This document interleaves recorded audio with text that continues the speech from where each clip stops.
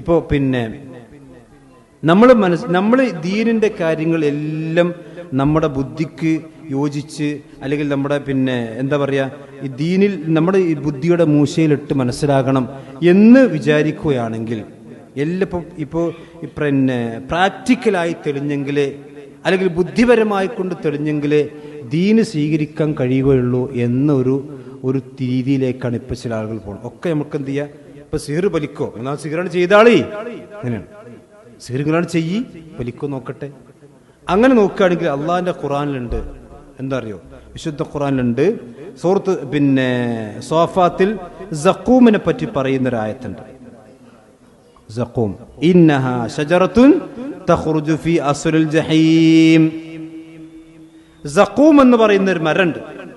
ആ മരത്തിന്റെ പ്രത്യേകത എന്താ വെച്ചാൽ നരകത്തിന്റെ അടിത്തട്ടിൽ നിന്നാണ് ആ മരം മുളച്ചു വരുന്നത്.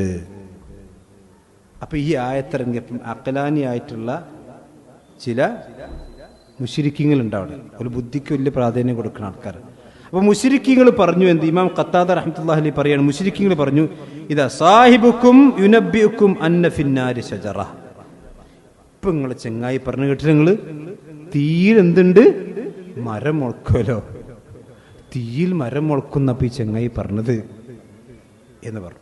അപ്പൊ നമ്മൾ ഈ ആയത്തെടുത്തിട്ട് എന്നൊരു യുക്തിവാദി പറയുന്ന ആൾക്കാരോട് ചോദിക്കുക, അജവാക്കാരൊക്കെ ഹദീസൊക്കെ പരിഹസിക്കുന്ന ആൾക്ക് ചോദിക്കണം, ശരി ഈ ആയത്തുകൾ വിശ്വസിക്കുന്നുണ്ടോ? ഇന്നഹാ തഖ്റുജു ഫീ അസ്ലിൽ ജഹീം ആയത്തുകൾ വിശ്വസിക്കുന്നുണ്ടോ? വിശ്വസിക്കാൻ ഞാൻ കാഫിറായി പോലെ വിശ്വസിക്കുന്നുണ്ട്. എന്നാ ശരി, ഞങ്ങളുടെ ഭാഗമായിട്ട് കുറച്ച് എന്ത് ചെയ്താ, തീ ഇവിടെ കത്തിക്കാൻ ഒരു മാവിന്റെ തൈ ഞങ്ങൾ എന്ത് ചെയ്തേരാ, വാങ്ങിത്തരാം. നിങ്ങൾ ആ മാവിന്റെ തൈ എന്ന തീരെന്ന് മുളപ്പിച്ച് കാണിച്ചെന്നാണ് എന്ന് പറഞ്ഞാൽ ഈ ആൾക്കാരെന്താ മറുപടി അറിയാം? അത് ശരി കേട്ടോ മുളക്കും. അപ്പൊ എന്ത്, ഈ ആയത്ത് പൊളിഞ്ഞു. അങ്ങനെ ദീന് സ്വീകരിക്കാൻ കഴിയുമോ സഹോദരന്മാര്? ഇങ്ങനെയാണോ ദീൻ സ്വീകരിക്കേണ്ടത്?